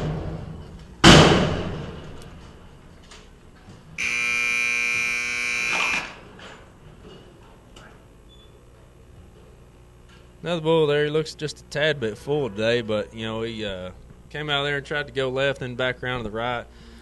Good, solid little bull. Probably won't win the deal, but just a really nice bull. He's got some tools to make you think that he's going to make a bucking bull in the future. As you'll see, the logo on the Boudreaux, that's a Lance Bloyd Bucking Bull Pro dummy attached to the Boudreaux. I know he's been working with Rodney Parrish, and they've come together, and he sells his dummies attached to the Boudreaux and has sold a lot and done really good and been a benefit to both Rodney Parrish and Lance Bloyd both put together. I think when you talk about dummy failure, which is something that every buck and bull trainer dreads, I think Lance Bloyd has really come up with the solution. He has pretty fail-safe dummies now. Yeah, he's got what they call a dual latch system. It's got the latch on both sides, so if one happens to fail, then you've got to back up and click the other one. And, where you've got two options, there's pretty much not going to have a hang-up on them. 83.8. So all three bulls that have gone so far, all in that same score range. Milo Jean, 85, Medellin, 84, Hujo, 83.8. Jackrabbit up next, another son of Houdini. Twisted Lady, the cow, and that's the dam of Z.Y. Hughes Twisted, who won the Buck and Bull Championship last year. This bull owned by Larry and Vicky Knopfinger at Colorado. M&P Buck and Bulls, Minchin and Palmgren. 22nd in the $1 Million Buck and Bull Championship. Another disappointment there, because there's been times that I saw that bull buck last year where he looked like he could go all the way to win the $1 Million Buck and Bull Championship. Yeah, you're right, Jeff. He's almost just like Hujo. He went up there to Breckenridge, and he was third or fourth, right there, almost neck and neck with Hujo, and then went out to Vegas and was back in the bottom of the pack of the top 25 bulls. So, but this is a good, solid bull. Has been every time I've seen him, and I see no reason that he won't come back. Yeah. I know that's the Jackrabbit that that's the him. Owners have been wanting to know that he is and have been wanting to see. We had one or two bad trips last year at the end of the year, which cost him, but right here he could come back and be a good bull and win a lot of money in 2014. Yeah, nice performance there for Jackrabbit. Larry and Vicky not able to make it out to Billy Jane's Ranch this weekend, but I'm sure they're watching out in Colorado, and good performance for Jackrabbit. Looks like he's going to go ways as a Cowboy Bull in 2014. Yeah, it has a lot of kick, spin right there, just nice little bull, and I'm fairly certain this bull's closer related or maybe a full brother to Z.Y. Full brother to Z.Y. Houdini Twisted Lady. Winner, so that's good bloodlines right there. So waiting on a score for Jackrabbit. Bull that's going to come up next is Little Wheelhouse. Little Yellow Jacket, Hell on Wheels, Vivanco, Hargrave, and Sherlock, the owners of that bull. This bull, every time I've seen it, just been a good, solid little spinner, the kind of bull that you'd love to draw to bull riding, and the kind of bull that I'm sure, these guys go a lot to CBR team bulls. He'd fit perfect in those types of deals. Just gets out there and gets right into a nice little spin, and we'll see what he does today with the Boudreaux. He might step it up once he gets the Cowboy on from being a dummy bull, but I look for him to definitely spin right there and be a nice little calf. Jackrabbit goes to the lead in the Boudreaux Derby class, 86.6 points for Jackrabbit. And again, we're watching the Boudreaux class. Boudreaux class this year is part of Billy Jane's Champions Tour, so there will be an ultimate Boudreaux, not a Boudreaux champion, because the Boudreaux goes at this event, Jerry, and then goes back to Sycamore Springs with the Boudreaux, and these bulls will have riders put on them, bulls that make it to the final in Las Vegas during the Academy of Country Music. Yeah. So they're going to ultimately have to win the championship with the rider on their back. Yeah, definitely. Just another step in the process here, and as they grow and mature, and you get a little another step, get the Cowboys on them. So it'll be really exciting to see how they step up from the Boudreaux to a bull rider.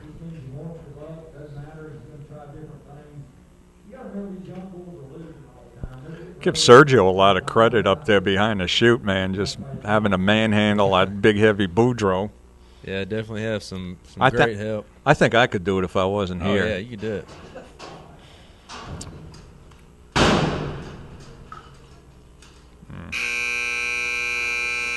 Not too happy with that 65 pounds on his back. Yeah, he didn't really like that too much. Almost had a little bit of a quit into him there, but he did come back and say just a good, solid little spinner right there. Nothing fancy, nothing exciting, but just a good, solid little bull. Be the kind of bull that somebody'd stick on a PRCA truck and haul him up and down the road all summer and be really happy with him. So that was a little wheelhouse waiting for a score on him. Next pull up is going to be Pull My Finger, Houdini, another son of Houdini, Berry Fever. It's bull owned by Wiznat, Swalen, and Isaacs. $11,500, second place finisher in the Second Chance Championship in Las Vegas. Second Chance Championship was a program that Billy James put together for bulls that did not make it into the top 25 going to Las Vegas for the $1 Million Buck and Bull Championship. So a bull with some decent credentials here coming up next. He has a nice bull and is a big bull. He's got a big frame to be a big, stout, nice bull, so I think he'll handle the weight of the Boudreaux just fine. If he does anything like he did in Las Vegas, he'll be right there in the gate kicking over his head and be a contender for today. Now, if you look back to the earlier performance today, Jerry, we saw a lot of Major Paynes, Mossy Oak Mudslingers, Pinball Wizards. A lot of this has to do with Billy James's breeding program for specific years of the $1 Million Buck and Bull Championship. So now that we're looking at 3-year-olds, you've seen a few more of the Little Yellow Jackets and the Houdinis that were in that crop of bulls. Right, in that crop. And, I feel like the Houdini is a lot better futurity bull than like the Major Payne or Chicken on Chain. But, with the flush program and selling to the $1 Million calves, just what they bred to that year. But like I said, and this is a big calf for Houdini calf, which is good to see for him and his owners, that hopefully he'll be big enough and stout enough to keep going and make a good bull down the road. 79.4 was the score for Little Wheelhouse. 79.4 for the son of Little Yellow Jacket. Pull My Finger is just mentioned up next. And that kind of shows you where the 5 categories kick in. Even though that bull got right out there and got into spin, he didn't have the kick and intensity that they need, or degree of difficulty, either one. So he really lost points in those categories.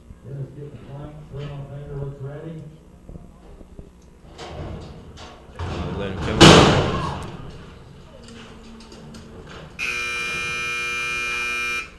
Well, just not a very good job on the gate right there.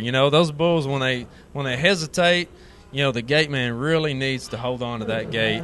And just part of it, when he didn't get, almost tipped himself and then come out and just didn't get going. So he sure enough won't score good today, but nice bull. Nice bull. He's got a future, like you said. He's got the size there and showed something once he's able to regroup himself after that bad visit out of the gate. Yeah, definitely.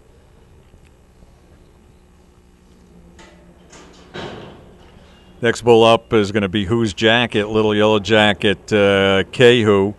Kehu, one of the best cows in Billy James's breeding program. Kehu was the mama to Closing Time, who won the $1 Million Buck and Bull Championship for Mike White and Casey Hayes and Lee Padone back in 2012. Bob Wiznat owns this bull.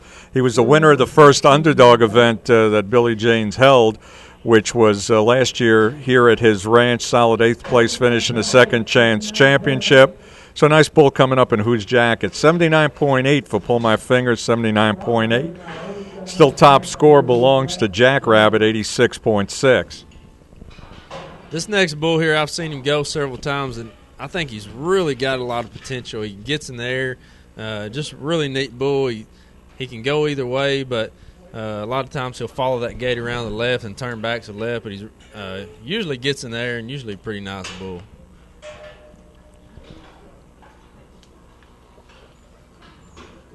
Once again, next broadcast of Buck and Bull TV taking place next Saturday from Lufkin, Texas, as we cover the CBR Championship Futurity Tour event, 2-year-old Futurity team event. We're delighted to have the opportunity to partner with CBR on televising those events. We'll do the event in Lufkin, and we're going to do some events a little later on in the spring and summer. So I'm going to be happy to cover that team championship. And once again, as we've been mentioning all along, if you're a promoter and have an event that you think you'd like to promote and have streamed on Buck and Bull TV, give me a shout, Jeff at buckandbulltv.com. Bring the big old Galaxy satellite out, and for the most part, we can stream your event free of charge. Come out with Jerry, myself, and the whole crew, and some instant replay cameras, and we're in business. I think it's such a big step for the Buck and Bull industry. You know, just the more events that we can get to the public and the fans, it's really a pretty neat, exciting deal for us. I think another important thing, Jerry, is that you're going to have the opportunity to see a number of different events in one place. Traditionally, all the different associations have streamed their events. Even in a season, if they stream 2 or 3 events, it might be in 2 or 3 different places. You know, with Buck and Bull TV, and what we're trying to develop here is a one place to go to watch all your favorite Buck and Bull events. Yeah, I think that's a great part about it. Whether you're a fan of the SEBRA, the CBR, MBBA, you know, EG, you know, whatever type of Buck and Bull fan you are, you can get on and see some type of event going on every weekend. What to make a fan of a new association they never had the opportunity to see before. That's what I think is so exciting, like the Texas Buck and Bull Association, you know, just for right now they're a smaller organization just getting started, you know, but we can put them on the internet and the whole world can watch these guys right there in North Texas buck their bulls and, you know, anywhere, you know, and for the breeders too, you know, say you've got a bull that you don't have a chance to get to the big show, you put them on Buck and Bull TV and let us come live stream, and now everybody in the country can see your bulls go. The only thing I worry about the Texas Buck and Bull Association, well, let's watch this bull. I'll forget what I was going to say, so you'll have to remind me. Yeah, whose jacket? Really nice. Man, handle that Boudreaux real well. Really nice little bull. He likes to follow that gate around to the left. See, as a trainer, sometimes we were talking about earlier, if he's coming out of the right-hand delivery like that bull did, you want a bull that spins to the right, but not necessarily in this bull. No matter which side you put him on, he likes to follow the gate and then spin in that direction. Really nice little bull. Almost got tangled up in the gate, but good solid out. So Who's Jacket score to beat so far is 86.6. Who's Jacket should have a real nice score here. I don't know if he's going to get up to the Jackrabbit level, but should be right about there. Should be close. I'm going to test you, Jed. Did you remember your story about Texas Buck and Bull? Were we talking about? Oh, yeah. No, you know, when we did the experience class here, the bulls sort of were just coming out in random order. I have a feeling we're going to encounter the same thing. I got you. We can handle it. We can handle it. But am I right about that? Maybe. We'll see. See in a couple weeks. March 15th we'll be there, Decatur, Texas, for that event.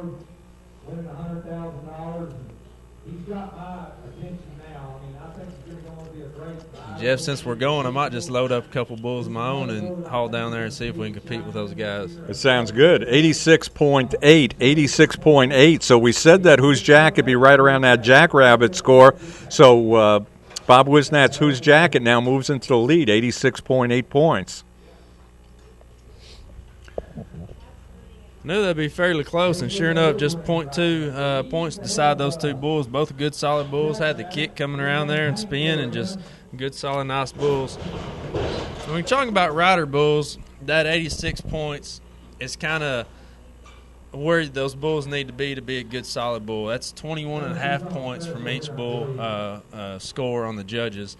And as a judge, when you see just a good, solid bull that kicks and spins right around there, 21.5, that's kind of the standard there of just a good, solid bull. So anytime you can get it 86 points or better, it's a pretty good, solid bull. Painkillers coming up next. Little Yellow Jacket, Who's Your Mama? Bull owned by Amy West out of Oklahoma. $100,000 second place winner in the $1 Million Buck and Bull Championship. I know they were really excited about this bull. You know, he kind of came, I wouldn't say came out of nowhere, but, you know, he didn't do good early in the season, and then goes out to Vegas and wins $100,000 as a 2-year-old bull. You know, that's just amazing. Yeah, one person in the arena had a lot of faith in that bull, and that's Billy Jane's trainer now, Dennis Davis, who was high in his bull second half of the season. Yeah, Dennis, he works with these bulls every day and knows these bulls, and he's one of those guys that if you ever think these bulls are mistreated, you just go hang out with Dennis Davis for a week, and I guarantee you he treats these bulls like he does his own kids. You know, I mean, they get a lot of time and attention. He really pays attention to these bulls. He takes notes on these bulls, and you know, some get, you know, this amount of feed, that amount of feed. Just a lot goes into training these bucking bulls that you may not think about. Another thing that you bring up is, you know, there's a lot of naysayers that want to talk to you about the treatment of bucking bulls. And, you know, I always call it everybody's interdependent on everybody. We're interdependent on our bulls to perform well. They're independent on us to treat them well and feed them well and give them vet care when they need it. So that's right, Jeff. Really good day for Painkiller. Yeah. Turns back right in the gate. Really close to the trip he had out there in the Vegas that won the $100,000. Just really nice bull. Turns back, kick spins right in the gate. Probably going to the lead or real close to it. So 86.8, the current leader. And, you know, I'm sure all the owners that are in attendance here that had these bulls perform well as a 2-year-old, I know Amy West was probably holding her breath and now sees that she's got a potential solid performer here as a 3-year-old. Amy's a pharmacist, is that right? Yeah, pharmacist. Yeah. Up in your neck of the woods in Oklahoma. So next time you need a prescription, go see Amy West, give her a yell. I think that's how the bull guy's named, Painkiller. If you mess with these bulls too much, you do need a few painkillers now and then. I know Dennis is taking a few knocks. Next bull coming up is Black Don't Crack, Little Yellow Jacket, Who's Your Mama, owned by Jerry and Irene Sisk of Harding, Pennsylvania. Another bull with some credentials. He had a solid 4th-place finish in the Second Chance Championship. 88.2, so Painkiller in the lead. Puts himself way out there in the lead. It's going to take a pretty nice bull to bump him out of that spot. Still got some good ones coming up, though, and another good one here in Black Don't Crack. Yeah, this bull's usually right out there, about 2 jumps and spins, just real nice little gassy bull. Not a ton of what you call altitude getting in there, you know, but a real solid little bull. Should be a good score right here. If he has his day, of course, that might not happen, but. This bit's very, very similar to last two and got the same kind of genetics. Little Yellow Jacket over $80. Yeah, this mom on both Painkiller and Black Don't Crack. Who's your mama? Yeah, it's kind of neat when you see these full brothers that going out there competing against each other. They look they're the same color, but they look a lot different. You know, one's taller, this bull's a little shorter. Really nice bull. Oh, a nice bull. He's going to get right there and compete with his brother for that score. Just right out there at the gate, a lot of kick and spin, speed, just a real nice bull all the way around. So in the battle of the full brothers, man, it's going to be tight here. 88.2 for Painkiller. We'll see how Black Don't Crack comes back. Yeah, just a lot of fun watching these little young bulls come into their own and step up to that next level with the bigger rider. And always like looking at those Little Yellow Jackets horns. They're all really cool. From the extreme like Underpar, who has he's got some bats on him. Bats on him I just love looking at the horns on Little Yellow Jackets. Waiting on a score, and we know it's going to be a good score on Black Don't Crack.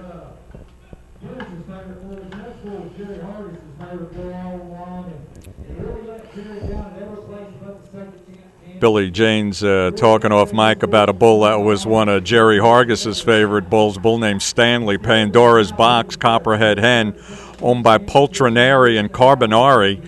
Those two guys out of Brazil, I'm sure they're watching on the internet. $50,000 winner of the Second Chance Championship that took place during the National Finals Rodeo.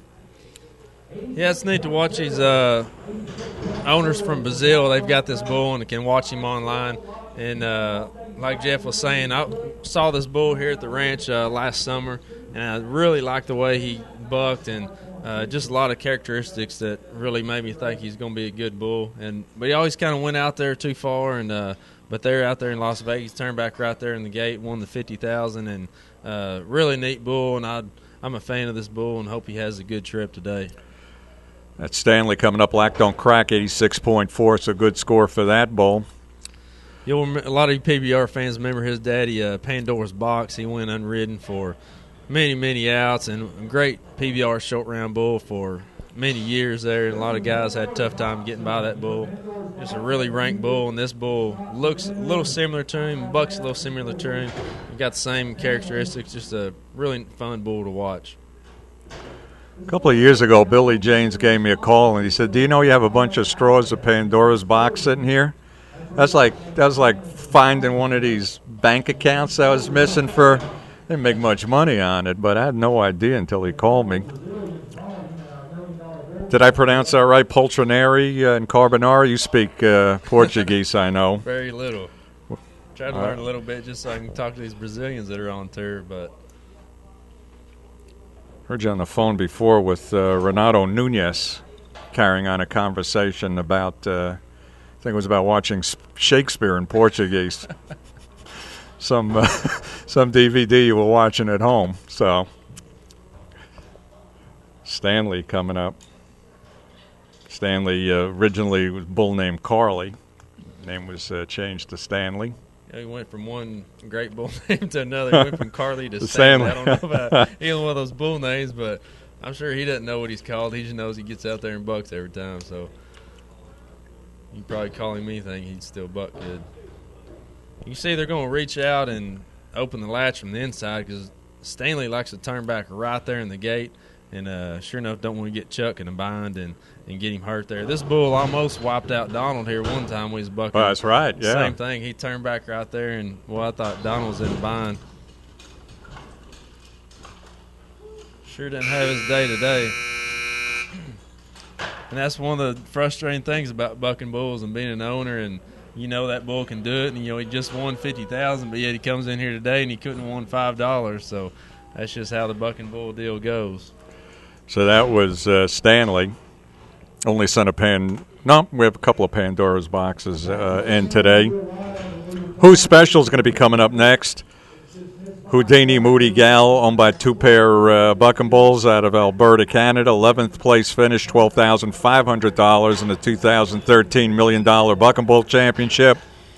Who's Special last spring at Buck Day and Barbecue split the win in the Jane's Gang Buck Day Invitational with the bull named Going Postal. And at that time, I thought that Who's Special was the bull that looked like he was going to win the $1 million Bucking Bull Championship. Yeah, definitely. I know there's some owners that are real disappointed watching this bull go. He goes to the prelims in Breckenridge, and he's by far the winner there, about as good as you could ask a bull to buck. It was 18-inch deep mud, and that bull bucked like it was perfect ground. And then he goes out there to Vegas. We gave that bull a break, you didn't get bucked much from their prelims to there, but sure enough went to Vegas and let his guys down. 81.8. Yeah, it's frustrating for an owner, to know you bull got an 88 to 89 point bull and he comes in here and scores 81. But like I say, that's kind of the nature of the beast. But they're going to hang on to this bull and keep going with him. I guarantee you that the next event they'll be at, and he's liable to be in the gate and win $10,000 at the next one. You never know. Not the 2013 Bucking Bull Games, the $1 million Bucking Bull Championship. It was kind of cold out in Las Vegas, and these bulls were housed at Clark County Fairground. And what's your opinion on bulls that are sort of warm weather bulls that were brought up here in southeast Texas, then have to endure that kind of an environment for a week or so? Yeah, sometimes it can definitely affect them. When it's just a little cool, them bulls really feel good. But like I say, go out there to Vegas, and there were some nights when it got really cold, down the single digit on the windshield factor. So it could definitely affect these bulls. You know, instead of laying around relaxing, they're laying around shivered and huddled up to each other all day. So not the exact perfect environment for these bucking bulls sometimes. Originally, Jerry told me it was in the 20s. Now it's down to single digits. When we tell the story again Yeah, next you year, gotta- oh, man, you know, it was 3 below It was zero. 3 below. You know, it's kind of like grandpa. Every story gets a little worse. So. I have a bad memory like you. I couldn't remember, so I just grabbed the number. It felt like you're out there feeding hay at 10 o'clock at night in the dark. It felt like single digit. Just want to thank our friends at Purina Cattle Nutrition. Speaking about Las Vegas, I know they supplied all the feed for Billy James' exclusive genetics program. We thank them for also sponsoring Buck and Bull TV. Again, Buck and Bull TV, an independent entity, not part of exclusive genetics. Just so happens we're covering this event as the first event of 2014. Special. Man. There we go.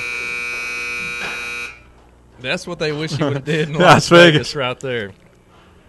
But that little bull is just his name is special. Who's special? And that's what he is. He's a special little bull, and those kind of bulls that don't come around very often. Just a really neat little bull. Fun to watch.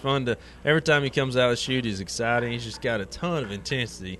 Like I say, right there in slow motion, he's as fast as some bulls are in regular speed. Well, when they go out to Las Vegas, this bull, I mean, I know when they bid on the ride, it's just like an Aaron Pass kind of little bull there.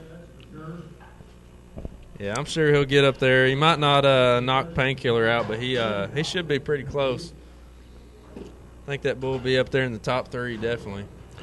Next bull that's going to come up is It's Snot for Dinner, another son of Pandora's Box, Crystal Pistol, owned by Johnston and Ramir out of Fairbanks, Alaska. $24,000 sixth-place finish in the $1 million Buck and Bull Championship. And watching this bull, Jerry, compete last year, I think he was one of the more underrated bulls in the $1 million program. He sort of came in under the radar, but when you looked at where he finished all season long, he was right there. Yeah, he was. He was always right there and got a good score for Who's Special, Jeff. 87.8. That puts him in the second position behind Painkiller. I figured he'd be pretty close. You know, that's a really nice little trip. He didn't have quite the kick, and didn't come off the front end as much as he needed to beat the other bull, but really good, solid bull. And like I say, It's Not for Dinner. You know, he's bred really good out of Pandora's Box, same as Stanley bull we watched a while ago. Pandora's Box, a great bull for a lot of years. And Crystal Pistol is probably one of Billy's premier cows in his program. Been a good flush cow for many years. A lot of their great bulls go back to her.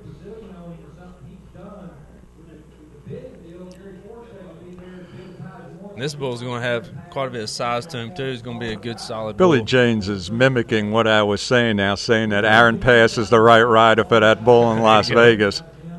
I think he's listening to the broadcast here. 2 adult men here talking about a bull named It's Not for Dinner. How do you like that? But, I was saying he really did fall under the – every year you get a bull or two that just falls under the radar. I mean, the bull just does well week in and week out. Has never really mentioned as a top contender, but he had a great season. He really did. At the end of the year, he didn't win one big event, but won a lot of money throughout the year.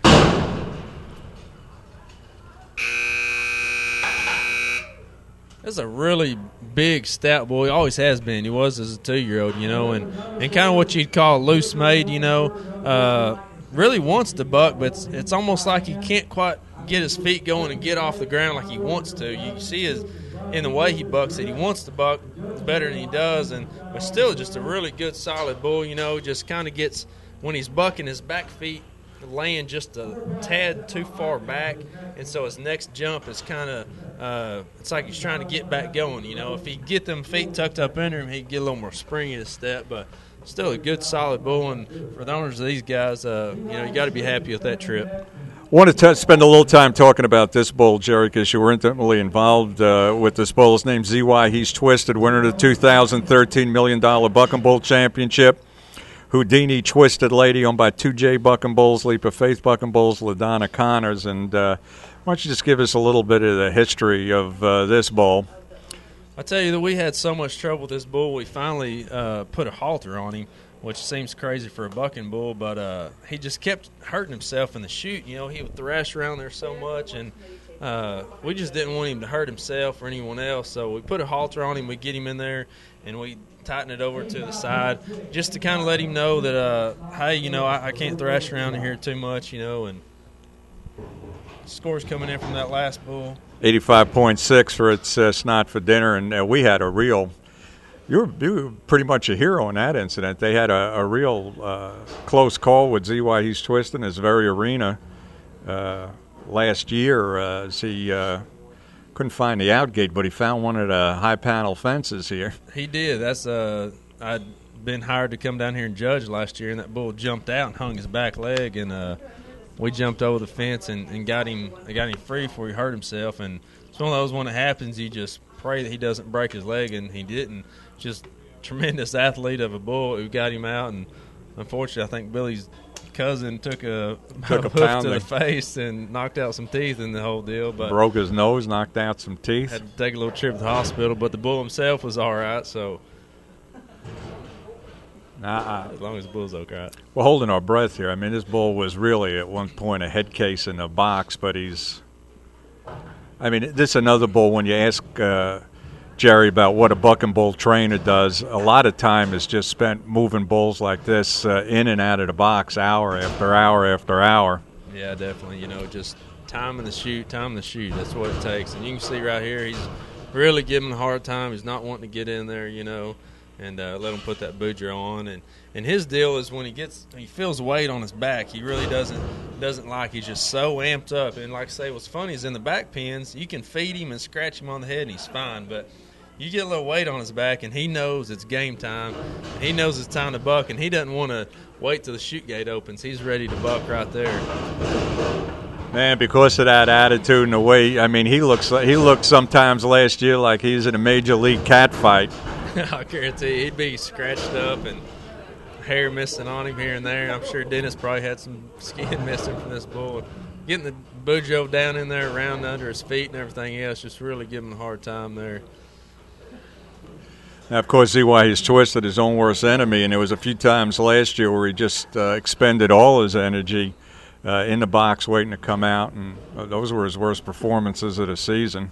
Yeah, you know, you're seeing what's funny. This bull, I think at Springfield ABBI event, he pretty much just ran down the pen, you know, and then spent some time working with him, and a few short months later he wins $500,000. So, you know, his bulls take time, and that shows it. And like here, I kind of thought that May might hold this bull off and just feed him up and grow him up and get him bigger, because he doesn't have the biggest frame. His front end's not real big yet, but they're going to try to buck him and just keep going into his winning ways and see what we can get done here if they can ever get the Boudreaux put on him. Yeah, cameraman here trying to focus in a little better so you could get to see exactly what's going on.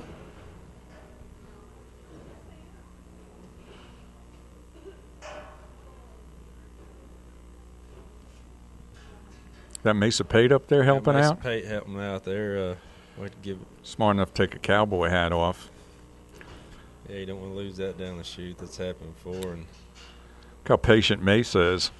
Yeah, she's a great worker with these bulls. You know, comes by it honest. You know, her dad gives seminars on how to handle cattle properly, and just knows a lot about the personalities of cattle and how to handle them without hurting themselves. Just a really intelligent guy, and it shows as he goes all over the United States giving seminars and showing other people how to do it better. Yeah, as I mentioned during the earlier show, I had the opportunity to see him do one of his seminars at the National Beef Cattle Association. I went over and told him 10 times how great he was, and you would think at least once he would say, "Can I buy you dinner?" I mean, at least once. He'd come by every day to get the praise from me, but never led to anything. But it's great to see the whole Pate family involved in the exclusive genetic program of course, Tammy Pate, a bucking bull owner, flanking some of those bulls, Mesa helping out, and another skill of Kurt Pate's is auctioneering, and did the $1 million bucking bull and rider tournament that took place at Cowboy Christmas in the Las Vegas Convention Center, won by the aforementioned Aaron Pass.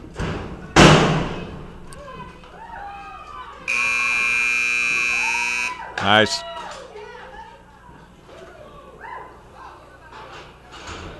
He's looking for a place to go. Can't quite see it on the camera angle here, but he's wanting out.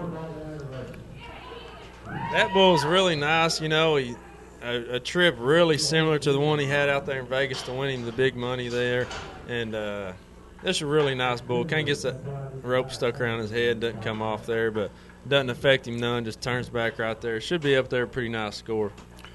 So ZY, he's twisted, worth the wait there, and you could see how much work went into getting him settled down and ready to buck. You definitely hear the Leap of Faith girls in the background hollering. You know, Michelle Simpson, you're going to know that she's at an event because she's going to yell and holler and have a good time.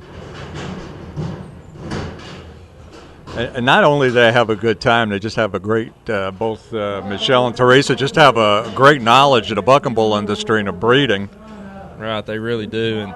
And they're the kind of partners you want to have. They understand that you can't win every time, and it's all about the ride and the fun time to get there. You know, there we go, 88.6. 88.6. So he moves into the lead over Painkiller, who was 88.2. So ZY, he's twisted in the lead.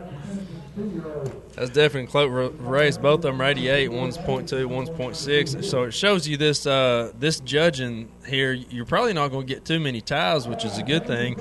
And they can be really close and just be off by tenths of a point, kind of like barrel racing, hundredths of a second could made the difference in first and second. Once again, we're going with 6 judges today. Throw out the low score, average out the other 5 scores. Dangerous Doug up next, little yellow jacket. Who's Spot? This bull owned by Brad and Jamie Bays of Fairplay, Colorado. 7th place finish, $22,000 in $1 million Buck and Bull Championship. Brad bought this bull from Ivan Stolzfus, who bucked the bull in the $1 million Buck and Bull Championship. Yeah, if you're an owner that lives up north and you want to get into the bull business and have a trainer that help you out, Ivan Stolzfus up there, he can help you out. And Daryl Yoder, I mean, we're talking about bulls that go under the radar. Ivan Stolzfus is a bull trainer that really sort of runs under the radar, but anytime his Amigo 2 bull, ABBI bull, and some of the bulls he brought to the $1 million Buck and Bull Championship, yeah, he won. Man knows what he's doing. Out there in yeah, Vegas, so. Did. Like I say, with Darren Yoder, those two put together and really know a lot about bucking bulls. And this bull here got picked up and brought down here, and this is a really nice bull last year. So getting ready on Dangerous Doug. 2 bulls remaining. Another little yellow jacket calf out of a Houdini daughter. 88.6 ZY. He's twisted, the leader in the Boudreaux class, Boudreaux Derby. Oh, excuse me, Who's Special? Oh, I'm right.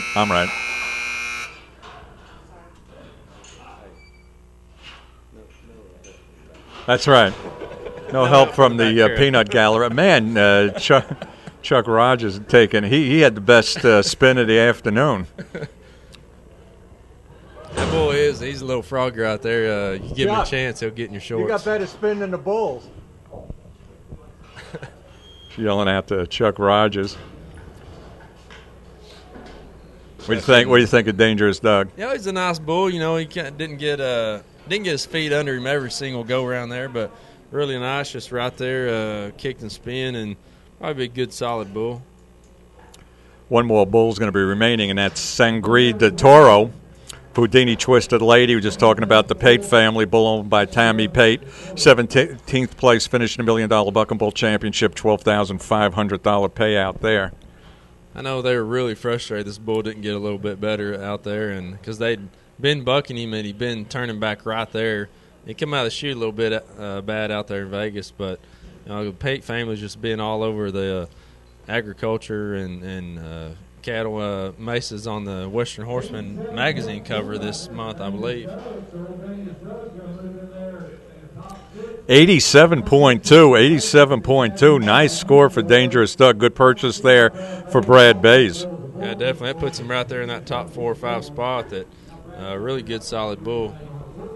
Now, Sangre de Toro, if I recall correctly, had a buck twice to make it into the $1 million Buck and Bull Championship at the preliminaries in Las Vegas. Yeah. Tammy made a protest, and I think what was the problem? Was a problem with the pin, flank pin, flank pin, right? Yeah. It was a terrible day. It was muddy, rainy, and several bulls. The flank pin came out, and judges determined that it wasn't the fault of the flank person, and so she got to buck her bull again. So there was two of those pin incidents. Another bull owned by TLW Bucking Bulls, one of Tracy Williams' bulls, also had a rebuck and made it into the $1 million Bucking Bull Championship. Yeah, A6 in the mix. It's funny that both the bulls that protested and bucked again both made it back to the top 25. So very good decision to protest and get back in there. Well, a lot both of people, female flankmen too. A lot of people say it's tough to buck a bull 2 days in a row. You buck two bulls about an hour apart on those protests. Yeah, and as muddy as it was that day, those bulls they got a lot of heart and they're real tough to do what they did and come back and win. Preliminary was held in Breckenridge, Colorado. Talking about Brad Bays for a few years there, he ran a PRCA weekly rodeo in Breckenridge and had that at the PRCA rodeo grounds. Brad also runs the stables there in Breckenridge Stables. Anything equine in Breckenridge, Brad Bay's name attached to that. Definitely. If you're up there, he does trail rides during the summer, and then during the winter, during the snow, he does sleigh rides around town. So if you want to do anything involved with the horse in Breckenridge, Colorado, give Brad Bays a call. He's a good guy, good business guy. There we go. Yeah. Right there. Boy, nice consistent bull there in Sangre de Toro. Very good. Just came right out, kicked and spin, did everything. I know they're happy with that bull's out right there, and should be up there in that kind of like those last few bulls. You know, several of them right there in that 87 point range. So he should be right up there. Nice. Kind of looked like at the end he kind of cut out. I don't know if he's wanting to turn back, go the other way, or if he was trying to cut out altogether. So dummy come off just right at that time, so it didn't give the judges. And, you know, some judges, depending on kind of their viewpoint, they might dock that bull for getting out of it and going straight because he just didn't get time to know if he's going to go back or not. So could hurt the bull. We'll see. So waiting on a score for Sangre de Toro, and I'd say Jerry Hargis, we had a great Boudreaux Derby. It was a lot of fun. I think it's pretty good. You know, didn't have a lot of bulls, but the ones we're in, they really bucked and did really good.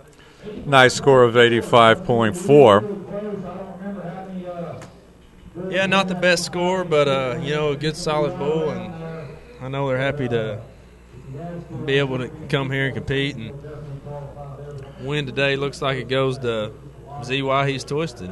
So ZY He's Twisted, the unofficial winner, should be declared the winner of the Boudreaux Derby. Let me ask you, Jerry, he won the $1 million Bucking Bull Championship this past December. This is just his first out as a 3-year-old. Just from watching that, I mean, obviously he scored well today. Do you think he could evolve to be an exceptional bull competing in ABBIs in 2014, or... I think it all depends on if this bull grows. You know, he's got to grow to be able to handle the bull rider down the road. He's still kind of small, and his front end's not real big and stout yet, but he does good with the Boudreaux. But that bull really has to grow and could be a good bull. We'll have to wait and see. So that just about concludes the action here from the Janes Gang Ranch. It's really been a great day, and you know it's very rare that you know we have the judges, a number of the judges right in front of us, and I mean some of these guys judge week in and week out, but when you hear a lot of them say at the end of a program, "Good show," you know that they actually not were only scoring bulls but enjoyed the show. Yeah, definitely. No, good day, and I kind of thought this first Bucking Bull TV went pretty good. I'm excited on the future of it, and. Good set of bulls. I'm sure we'll see some good bulls at the events ahead. Yeah, so just to do a quick recap, we started with the Champions class. That was won by Candy Cartel, 89.4 for the Dick and Catherine Dial-Ohm bull. Then we went to the Underdog class, bulls that scored under an 84. And that was won by Moss the Boss. That was the last bull of buck this morning. Scoring a 90-point bull, and that bull looks like it has a tremendous future for Joe Black. Yeah, very good bull. Then we had our experience class, and saw a lot of really nice bulls come out of the experience class. They're going to move into the underdog class, or actually maybe just go from the underdog class onto the champions class when we're in Sycamore Springs next month. And, of course, we just concluded with the Boudreaux class, with that being won by ZY He's Twisted. And congratulations to the reserve team owned by Brad Bays, who won the exclusive Futurity League championship here today.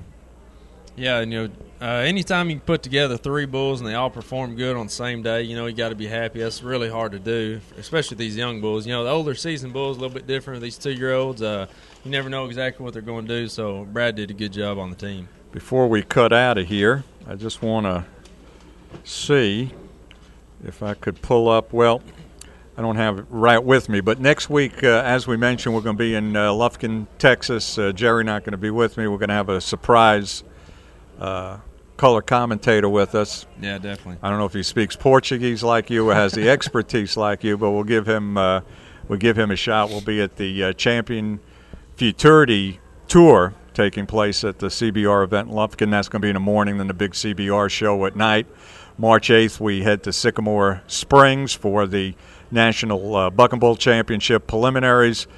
Champions Tour 2, the Exclusive Genetics Champions Tour 2, that big ABBI Mega Futurity first ABBI event we're going to do in 2014 with a 90% payout. And then as we go down the road, Jerry, talking about Texas Buck and Bull Association, going to be going out to North Carolina for Jerome Davis's big ABBI show. We're going to do our first buck and bull riding event in April for Zebra up in Pennsylvania. And every day we just keep on getting more and more calls as people see the benefit of broadcasting on Buck and Bull TV.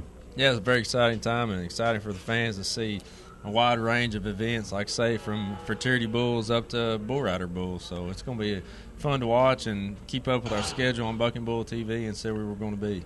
So until I come back to you next week from Lufkin, Texas, this is Jeff Bressler along with Jerry Hargis wishing you a good day. Have a good one.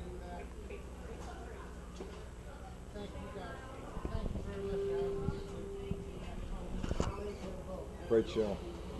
That was great. But we still have to do the, we're not going to do the award ceremony? No, because we don't have the